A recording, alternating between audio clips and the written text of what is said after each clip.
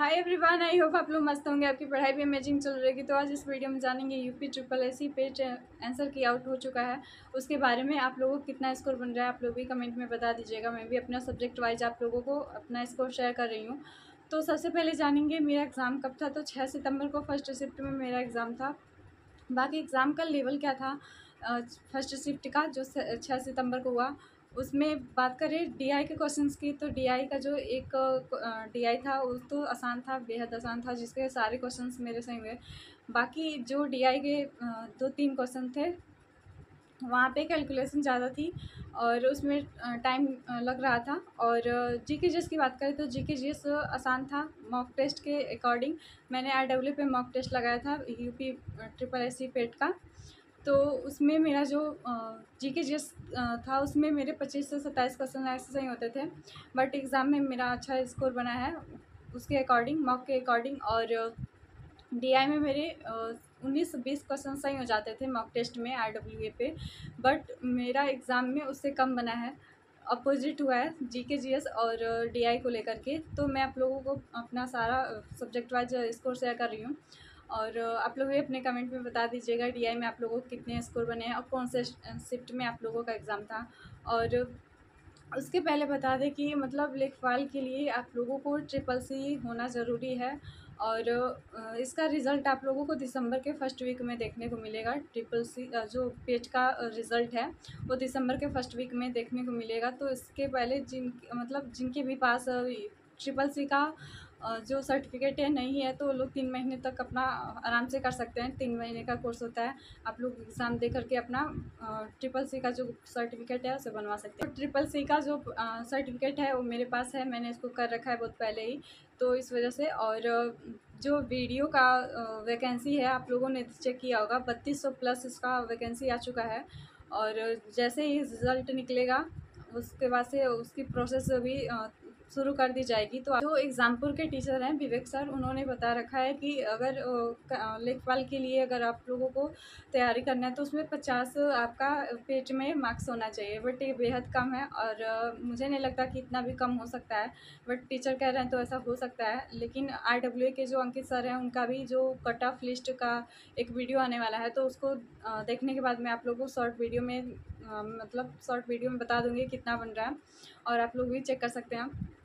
तो कुछ टीचर्स जो भी मतलब बता रहे हैं उसके अकॉर्डिंग, तो मतलब विवेक सर के अकॉर्डिंग 50 नंबर अगर आपके बन रहे हैं पेट में तो आप लेखपाल के लिए एलिजिबल हैं।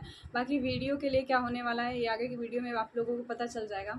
तो अब बारी है हमारे स्कोर के बारे में जानने की। तो सबसे पहले बात करें इंग्लिश की। तो इंग्लिश में मेरे जो यहाँ पे मॉक टेस्ट में बन रहे थे वैसे ही वहाँ पे भी बनाया। और 3 क्वेश्चन मेरे सही हैं, 2 क्वेश्चन गलत हो गया जो कि बेहद आसान क्वेश्चन थे। एक तो मतलब जो रमा वाला था वो वाला आसान क्वेश्चन था, बट मैंने प्रॉपर चारों ऑप्शन को न पढ़ने की वजह से गलत कर दिया। और एक जो पानी के जहाज़ वाले को क्रीव कहते हैं, ये क्वेश्चन मुझसे गलत हो गया। तो ये दोनों क्वेश्चन बहुत आसान थे और जो उसमें पैसेज का क्वेश्चन था वो तो ईज़िली बन गया था। तो मेरे इंग्लिश में 3 क्वेश्चन सही हैं, 2 क्वेश्चन गलत हुए हैं। मैथ के 5 क्वेश्चंस मेरे सही हैं, 5 क्वेश्चन आए थे मैथ के।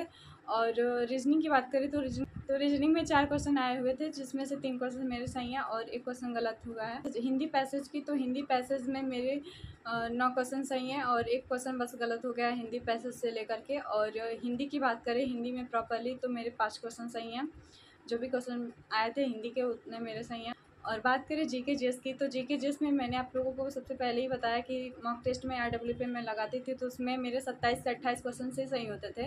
बट एग्ज़ाम में मेरे 32 क्वेश्चन सही हुए हैं और 12 क्वेश्चन गलत हो गए हैं। निगेटिव मैंने थोड़ी ज़्यादा कर दी। और इसमें करेंट अफेयर्स का मतलब जो रोल है, आप लोगों को पता था कि 10 क्वेश्चन आने वाले हैं और इसमें से मेरे 3 से 4 क्वेश्चन से सही हुए थे करेंट अफेयर्स के, और बाकी के सारे क्वेश्चन मैंने गलत किए थे। और कुछ ऐसे क्वेश्चन थे जो मैंने छोड़े भी हैं।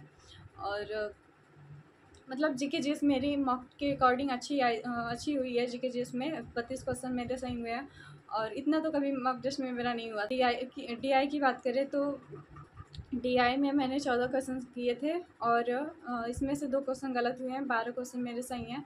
टोटल स्कोर की बात करें तो टोटल मैंने 87 क्वेश्चन अटेम्प्ट किए थे, जिसमें से 69 क्वेश्चन मेरे सही हैं और 18 क्वेश्चन गलत है, 18 क्वेश्चन गलत है और इसमें निगेटिव के बाद मेरा नंबर बना है 64.5। ये मेरा स्कोर बन रहा है। टाइम में मेरा स्कोर इतना कम क्यों हो गया है, जबकि मैं मॉक टेस्ट में इतना अच्छा मतलब मॉक में अच्छा स्कोर कर रही थी डीआई को लेकर के, जिसमें मेरे 20 क्वेश्चन भी सही हो रहे थे, 18-19 क्वेश्चन भी सही हो रहे थे। बट एग्ज़ाम में जाके इतना मतलब डाउन हो गया। मेरे पास अब प्रॉपर टाइम बचा हुआ था, 50 मिनट थे मेरे।